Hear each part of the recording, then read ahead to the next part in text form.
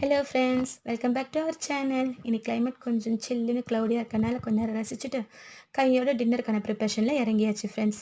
இன்றைக்கி என்ன டின்னர்னு பார்த்தீங்கன்னா சப்பாத்தியும் க்ரீமி சிக்கன் கிரேவி தான் பண்ணலான்னு இருக்கேன். வாங்க வீடியோக்குள்ளே போகலாம்.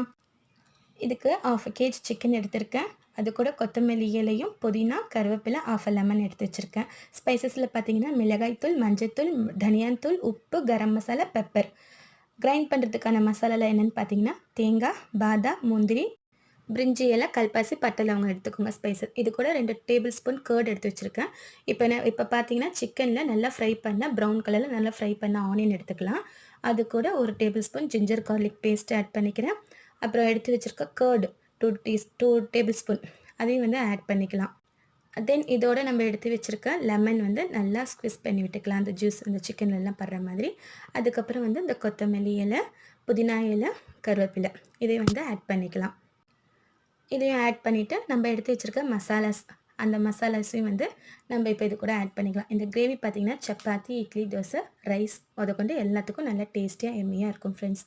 அப்புறம் இதை ஆட் பண்ணிவிட்டு நம்ம கிரைண்ட் பண்ணி எடுத்து வச்சோம் இல்லைங்களா மசாலாஸ், அந்த கோகோனட், பாதாம், முந்திரி, ஸ்பைசஸ் இதெல்லாம் நல்லா மிக்ஸி ஜாரில் போட்டு நல்லா நைஸாக ஃபைன் பேஸ்ட்டாக வந்து கிரைண்ட் பண்ணிக்கலாம். கிரைண்ட் பண்ணிக்கிட்டு இந்த மசாலாவை வந்து நம்ம சிக்கன் எடுத்து வச்சுருக்கோம் இல்லைங்களா, அது கூட வந்து ஆட் பண்ணிக்கலாம். இப்போ ஆட் பண்ணதுக்கப்புறமா அவங்கக்கிட்ட பட்டர் இருந்தால் எடுத்துக்கோங்க. என்கிட்ட பட்டர் இல்லைங்கிறனால நான் கீ தான் எடுத்திருக்கேன்.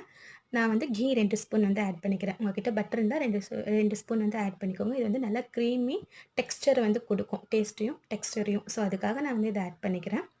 நீங்கள் இது பட்டர் இருந்தாலும் ஆட் பண்ணிக்கோங்க. இது வந்து நல்லா மேலே கீழே அந்த சிக்கனோட நல்லா வந்து ஒன்று சேர கலந்து விட்டுக்கோங்க.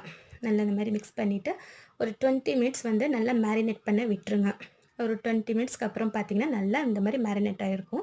இது டேரெக்டாக நீங்கள் அடுப்பில் வச்சுனாலும் சமைச்சிக்கலாம். நான் வந்து இது சில்வர் பாத்திரங்கிறதுனால ஒரு கடாய் தான் எடுத்திருக்கேன் ஃப்ரெண்ட்ஸ். நீங்களும் இந்த மாதிரி ஒரு கடாயில் வச்சுட்டாலும் ஓகே. வச்சுக்கிட்டு அதில் அப்படியே போட்டு அந்த சிக்கனை போட்டு ஒரு 15 to 20 மினிட்ஸ் வந்து அப்பப்போ நடுவில் கிளறி விட்டு 20 மினிட்ஸ் வந்து சிம்லேயே வந்து நல்லா குக் பண்ணுங்கள். அவ்வளோதான் ஃப்ரெண்ட்ஸ். இப்போ 20 ஆஃப்டர் மினிட்ஸ்க்கு அப்புறம் வந்து அவ்வளோதான் ஃப்ரெண்ட்ஸ், நம்ம கிரேவி ரெடி. மறக்காமல் நம்ம சேனலை சப்ஸ்கிரைப் பண்ணிக்கோங்க, லைக் பண்ணுங்கள், கமெண்ட்ஸ் கொடுங்க. தேங்க்யூ.